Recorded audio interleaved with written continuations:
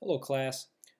In this first video, I'd like to review momentum as we talked about in class, and more specifically the momentum of the changing momentum of colliding bodies. So if you remember, the way we constructed momentum was an amount of motion, right? And we denoted momentum by the letter P, and we set it to be equals to mass times the velocity. So momentum is an amount of motion, and the velocity describes the motion. And if velocity has a direction, so does momentum. Now, if we must change the amount of motion of an object, we must change its momentum. And since momentum is proportional to velocity, we must change its velocity. Every time you change the velocity of an object, you imply a force must act on an object. Therefore, the change to an object's momentum is proportional to a force that acts on the object over some period of time, right? Okay, great. So we then looked at a special case, right? So a special case in which you have a colliding body or two colliding bodies. So let's see, you have some surface here and some surface there, and then you have two bodies, right? So two objects. I'm just going to denote them as blocks here. So you have block 1, right? And then you have a block 2.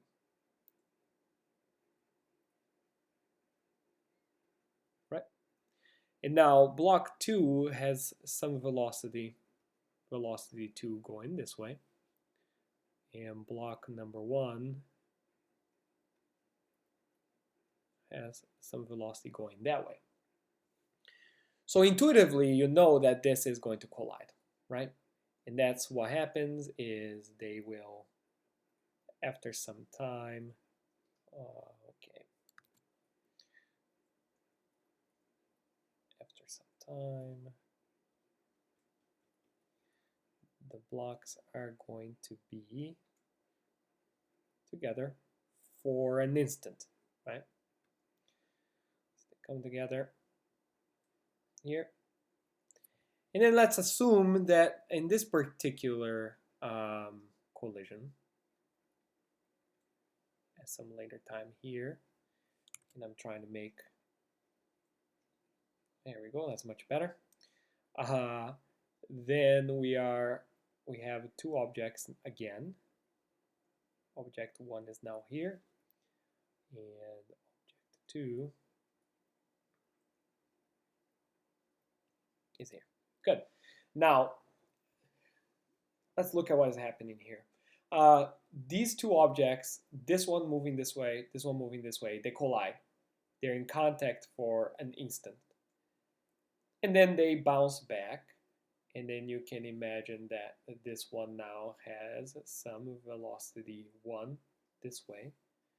And this one has some velocity this way. Okay.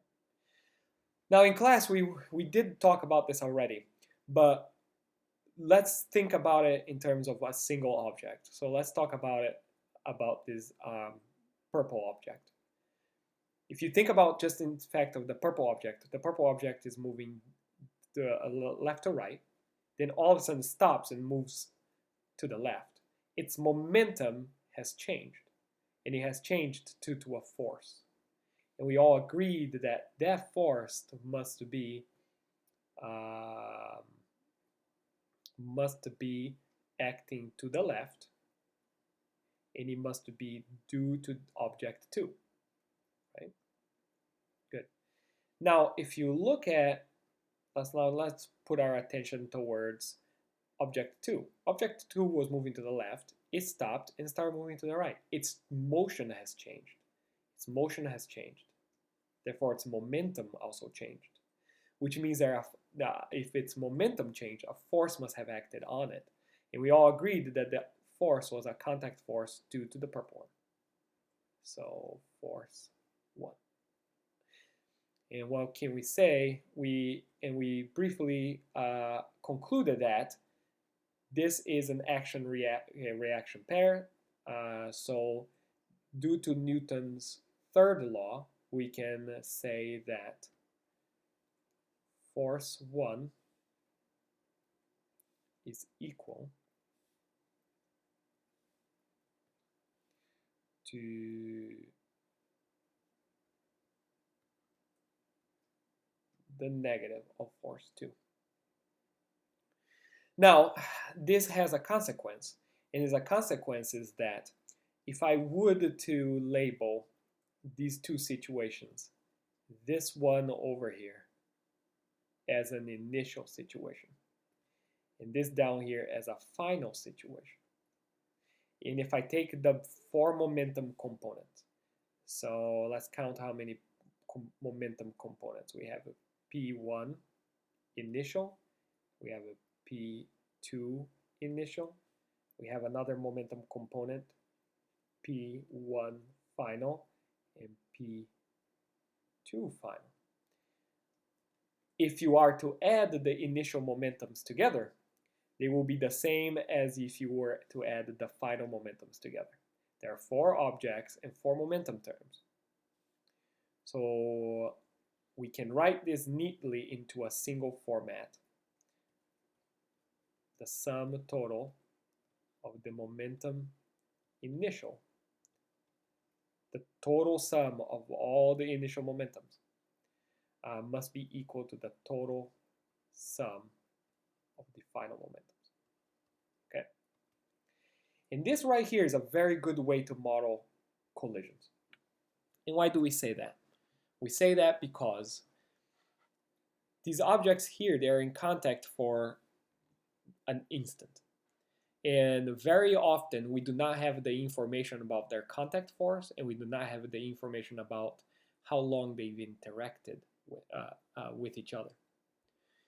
However, if you were to look at the motion before the collision and after the collision, more often than not, it is much the velocities of each of the objects and their masses. It's a much easier set of variables to obtain than the force and the time. So whenever you have a collision, you know that one, momentum will be conserved because of Newton's third law, and it is not only always true, it's also most times very convenient to try to solve a problem like this. Okay, very good. So let me go ahead and do an example with you.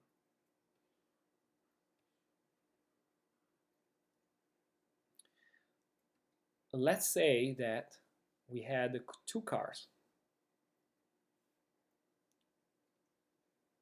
So you have a road here, and you have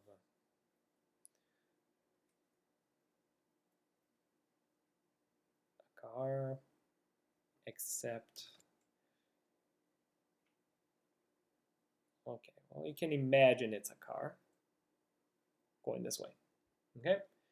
And then you have this car has, I'm going to label it car 1, and this car has some speed 1, and we're going to get to what that speed is in a minute. And then it is a big car. So car 1, no, car 1 is a smaller car. Okay, car 1 is a smaller car. So we need to make a bigger car for maybe a pickup, big pickup truck.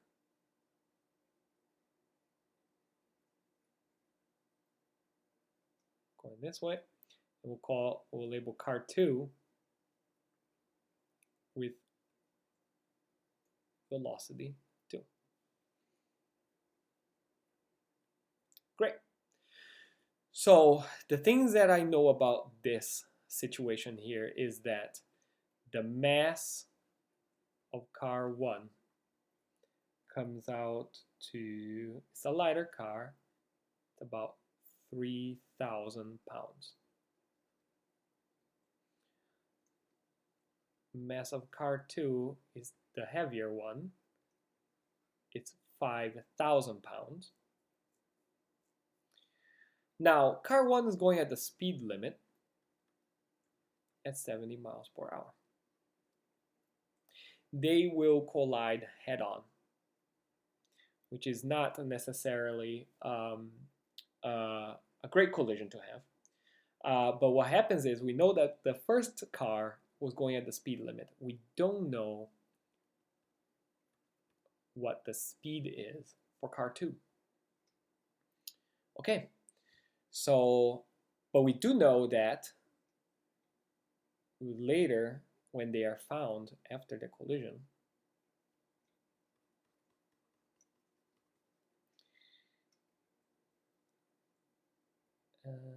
let's see, color, yeah, okay. So I'm gonna use different colors for the same cars, and you'll see why in a minute. So this is still car 1, okay. This is still car 1, and this has collided with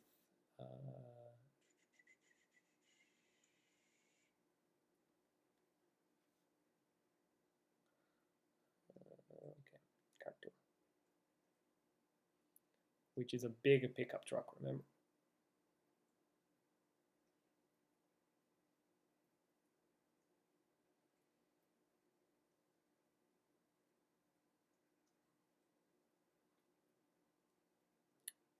And car 2. Okay, so and what we know about this after the fact is that the velocity, they come together, they collide, and they no longer move. So both velocity, their velocities finals are 0 meters per second, or in this case, miles per hour. But 0 is 0 in every unit. All right, so how would we go ahead and solve this problem to find out if car 2 was over or under the speed limit for this crash? Now, you can stop the video and try to think about the situation. You have one car, it's 3,000 pounds. It's kind of a small car going at the speed limit. And you have another car, a bigger car, 5,000 pounds. That 5,000 pounds is moving to the left. Now they collide and they stop. What do you think the velocity for car 2 will be? Will be bigger or smaller than 70 miles per hour? Okay, so how do we set a problem like this? Now, the first thing we need to do is to realize that we have 4 objects. And we have 4 objects in which this situation here is the initial situation. And this situation here is the final situation. Okay? So if I were to label the momentums color-wise, I will say that this is the momentum to this car initial is P1 initial. The momentum due to this car is P2 initial, as in it's the initial conditions, the initial situation due to the object 2. Now if you go ahead and carry this out, now this is the final situation, object 1. So this is P1 final. And this over here is object 2 in the final, it's P2 final. So you have 4 momentums. Now we can link all of these using the term, the conservation of momentum equation. The sum of all the initial momentums need to be equal to the sum of all final momentums. And here you can see you have initial condition, they're about to collide. You have 2 objects, 2 speeds. This is going to be mass of 1, velocity of 1, mass of 2, velocity of 2, initial. Now, a final situation happens where they collide, they stop, you still have 2 objects, you still have 2 momentum terms, and the conservation of momentum is what ties these 4 terms together. So let me go ahead and now use these. You have 2 initials and 2 finals. So let's go ahead and write this side of the equation here. And we can say that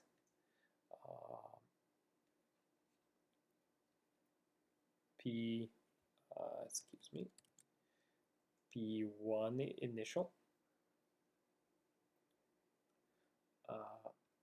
plus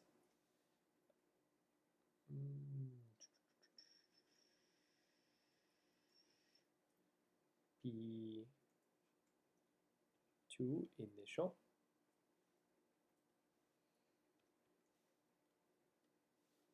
equals to P1 final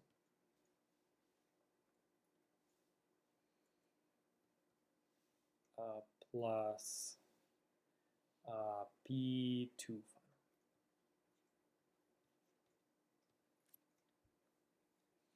As you see, you can see from the colors where each of these terms are coming from in our situation right here. So you have the 4 situations here, and you have the total conservation of momentum. Now, this is the next part that is very important that you go ahead and do. You open this up. I'm going to pick a uniform color here to sort of show you now that we know where all these terms are coming from. We don't have an enormous need to differentiate them. Let's see here. Okay, so this is mass 1, velocity 1 initial, plus mass 2, velocity 2 initial, equals to mass 1, velocity 1 final, and mass 2, velocity 2 final. There you go. Everything looks great. Now, every time in this class where we have the case which you have arrows, and now you're trying to get these arrows are vectors. Whenever you're trying to get rid of the vectors to be able to use these numbers right here to solve for what you're solving for, you need to decide on a direction. So let's say that we want our direction. We want this direction to be my positive x direction. And since we only have a one dimension in this problem, that means that whatever velocity points to the right is positive. Whatever velocity is on the left is negative. And here we're going to find something interesting. Since it's 0, it points neither right or left. So let's go ahead and work this out. So if I go to this, so velocity 1 initial, so velocity 1 initial pointed to the right. So this is going to this term here is going to be positive. So let's decide this together already. So let's do this. So this whole term here needs to become positive. Now mass 2, that was 2 initial was going to the left. So that needs to become negative. So this whole thing becomes negative. And what's interesting now is that you have velocity 1 final, velocity 2 final, meaning velocity of car 1 and car 2 after the collision, but they are standing still. Therefore, we can say that, we can say that this entire term is 0 and this entire term is 0. So now we can write a very useful expression that will allow us to finish this problem. Okay, so we can go ahead and say that mass 1, velocity 1 initial minus mass 2 velocity 2 initial equals to 0. We can move this side of the expression to the right side. That will mean that mass 1 velocity 1 initial must be equal to mass 2 velocity 2 initial. And remember, we were trying to solve for velocity 2 initial, meaning this is the variable you do not know and you wish to find. Okay, so let's go ahead and solve for v2I. So v2 initial is, you just take this mass 2 and you divide both sides. It's mass 1 divided by mass 2 multiplied by the velocity of 1 initial, or the speed in this case, because we took care of the signs. Okay, so then we go ahead and remind ourselves what mass 1 and mass 2 is. We know the initial velocity of 1 was 70 miles per hour because that person was going on the speed limit. I imagine mass 1 was a lighter car, correct? And this is why I always take the time to write the numbers on the right side here. Mass 1 is 3,000 pounds, mass 2 is 5,000.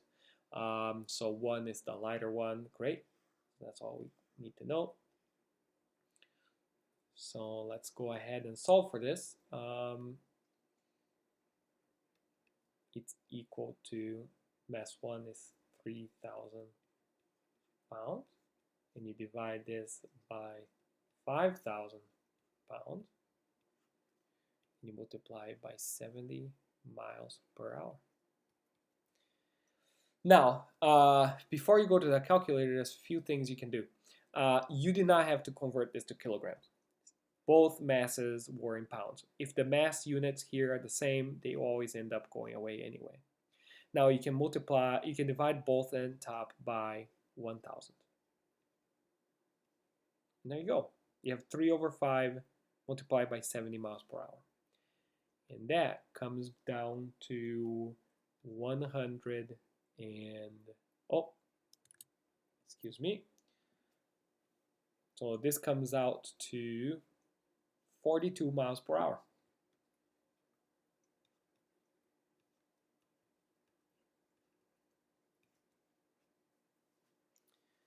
Which means that the person was under the speed limit. So how come an object going at 42 miles per hour can completely stop an object traveling at 70 miles per hour? And the answer here is because it's proportional to the differences in their masses. The bigger the difference in mass of the two colliding bodies, the faster this has to be to stop a bigger object. And we can sort of look at it this way too, if we actually look back into this problem. You have a lighter car going at 70 miles per hour, 3,000 pounds, right? He does not take a heavier car, in this case 5,000 pounds, a speed that is close to it to completely stop it in its tracks. Because remember, momentum is an amount of motion, and the more mass an object has, the more motion it has for a given velocity. And so we find that in this case, an object that is much heavier can stop a fast-moving lighter object quite efficiently. Okay, very good. So this concludes momentum and collisions in one dimension. We should have another video coming up very soon with collisions in 2 dimensions. All right, have a good rest of your day.